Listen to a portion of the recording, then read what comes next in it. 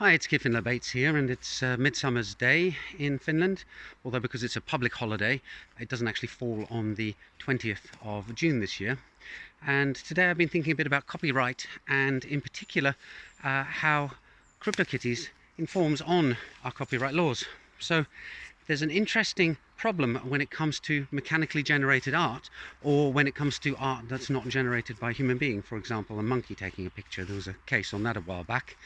And ultimately, copyright law presumes that there is a human being behind the creation of art, and it's that human being who gets to own the copyright to the generated artwork, although that copyright can then be transferred over to a company. In that sense, companies are legal persons, so for the purposes of the law, they are treated as human beings too. Now, CryptoKitties is an interesting one because the individual components that make up a CryptoKitty, the outline of the cat, the eyes, the mouth and things like that, are all components, and they're all defined in SVG format, so vector graphics format. And I'm presuming that Dapper Labs has hired an artist to design and produce these, so that makes them an artist for hire, which means they don't get the copyright. It's the company that hired them that owns the copyright to all the individual bits and pieces. Now, the bits and pieces are sometimes manually combined by a human being to make a cat at the company behind CryptoKitties. In other cases, they are combined in an automatic manner. There is this concept in CryptoKitties called breeding, where you take two cats and you run a smart contract, and it creates a new CryptoKitty token which defines that CryptoKitty, and that new one has elements of each of the parents, so they've mimicked the way that natural selection works.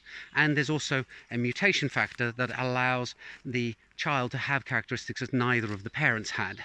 So the whole process is pseudo-random, and therefore there's not a human being directly behind the creation of one of these CryptoKitty artworks. And I'm assuming that because the components are owned by Dapper Labs, and because the contract that recombines them is owned by Dapper Labs, that the copyright situation here is very clear. It's owned by the CryptoKitty company itself. And then their contract, their NFT licenses.org license, explains what you actually get when you are the owner of the NTF that points at a particular cat. But of course you could have a situation where all these different aspects were owned by different parties. So you have an artist who independently makes these components and puts them on under some kind of license, and then you have a smart contract coder who, not working for any company, produces some code that combines them together and creates an NFT, and then you have someone who owns an NFT that points to the combination of all these components, and maybe there'll be another contract that describes what ownership they actually get with their NFT, and then you can end up with some pretty complicated copyright law issues in trying to determine who owns what.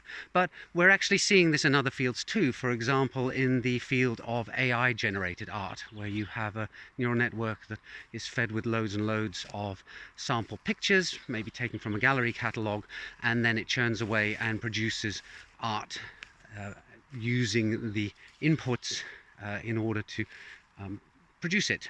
And again, the courts so far are looking at the human being behind it ultimately, but again you have lots and lots of parties there. The inputs are copyrighted, the code is copyright, the algorithm is not copyright because you can't copyright or even patent an algorithm. But again, it opens up all sorts of questions about intellectual property. And I have to admit, I do love this about where we are in computer technology at the moment, that the tools that we are producing in the form of blockchain and AI, for example, are opening lots of questions about what does it mean to actually own something intangible like a right or a concept. And I think we've got a long way to go before we resolve this, if we ever do. But that's it for today. Hope you found the video interesting, and see you in the next one soon. Bye for now.